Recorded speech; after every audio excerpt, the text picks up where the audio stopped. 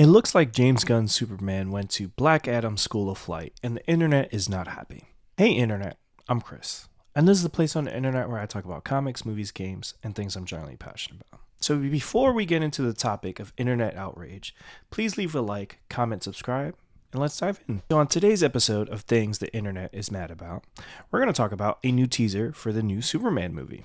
This movie, the first trailer, was, I would say, universally praised. It cracked at 50 million views on DC's main channel. I think people were generally excited, showed that there is an appetite for a traditional Superman film, and it looks like James Gunn is hitting all the right notes. So the fact that we got a second teaser was super exciting, until the fact there's a little scene in the teaser that's an expansion of a shot in the original teaser. And we get to see David Cornsweat Superman flying through, I'd imagine, flying to the Fortress of Solitude or away from the Fortress of Solitude. Simple enough, right? But it is 2025 and we have to look at something to nitpick at. Now, does David Cornsweat look weird in this shot? Yes. Will it matter when the movie comes out? No. Now, this shot is kind of famous. It's kind of become a meme. You know, Black Adam, like people, like the one thing about that movie outside of how awesome Dr. Fate and Hawkman looked was this shot of the Rock's Black Adam flying through the sky. It's pretty funny. Was even referenced in the video game Multiverses.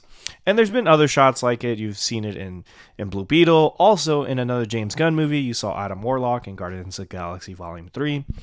And I have to say, while watching all of those movies, outside of Black Adam, which I didn't really love, I didn't care. These shots looked fine in the movie.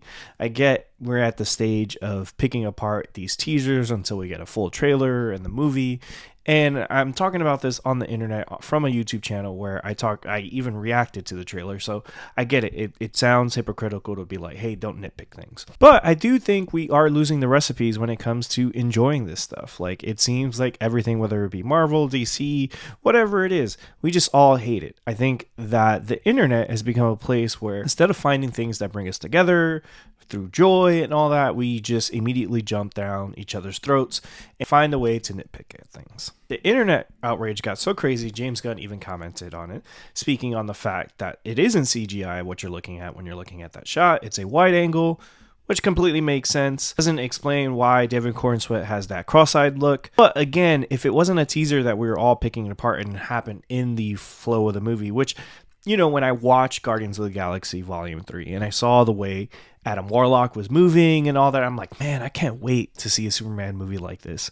And I think James Gunn is going to deliver on it. He took inspiration from Top Gun Maverick to bring Superman's flight to life. And I think hopefully it's very much like the Superman 1978 movie with Christopher Reeve, where we all believe a man can fly. Or we're just going to call him Igor. And again, it's crazy to me that we are at this stage, and it kind of shows the fact that Sam Raimi's first Spider-Man movie is probably the greatest comic book movie of all time just because it has this speech from the Green Goblin. The one thing they love more than a hero is to see a hero fall, die trying. So we just were all loving that initial trailer, and now we see one shot that we all don't like, and we're immediately tearing the movie apart. Again, I think we should... It does not mean you can't be critical of these things. Be skeptical of a mega corporation making this, because in the end it is a product and we're going to consume it. And you shouldn't just eat whatever the corporation's giving you, and you should be able to discern things. I'm in my 30s and I remember a time where the only kind of superhero stuff that I got was my imagination, the comic books, animated series, and toys.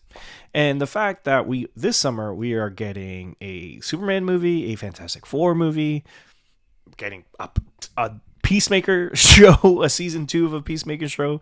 We're getting a Captain America. Like, it's just crazy the amount of things we get, and I think we are spoiled, and we act it. We could be like children sometimes when it comes to these things.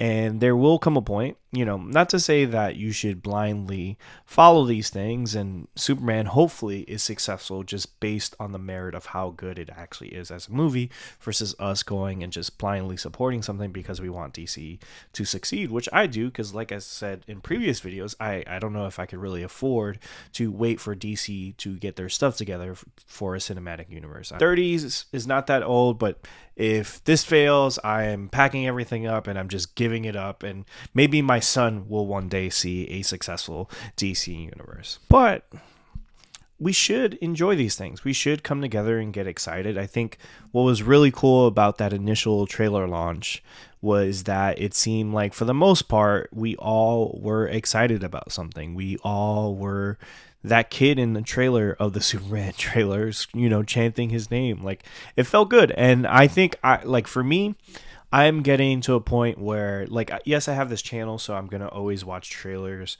for superhero stuff. But, like, the trailer for Sinners just came out, and I didn't watch it. And somehow it's still, parts of it get spoiled and stuff like that.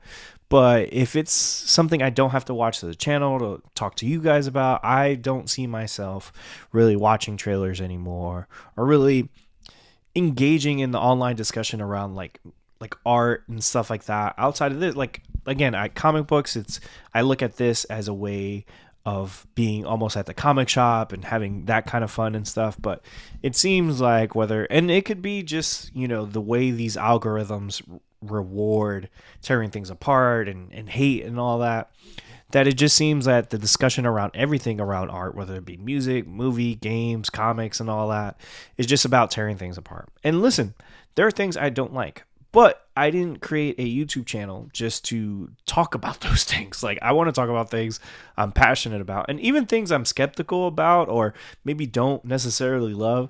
I try to be fair and also understand where maybe the artists were coming from, because it's not easy to put yourself out there. And there's plenty of channels on the internet, plenty of places on the internet where you could get people tearing things apart. So I'm in a place right now where, hey, if I don't like something, I try to be fair and not attack people or anything like that, or be too mean. And the times I do talk about things negatively, like, let's say, DC not having their stuff together, it's just more from a place of like, hey, I want them to succeed.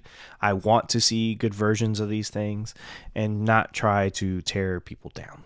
All in all, I'm excited for Superman. I think you should be too. And hopefully we can all enjoy it in July, and this will all be a speck in the history of Superman crossing $1 billion and saving the DC universe. What do you guys think? Do you think Superman is going to be just like Black Adam? It will change the hierarchy of the DC universe for the worse, or not? Do you think it's going to be successful? Let me know. Like, comment, subscribe. Peace.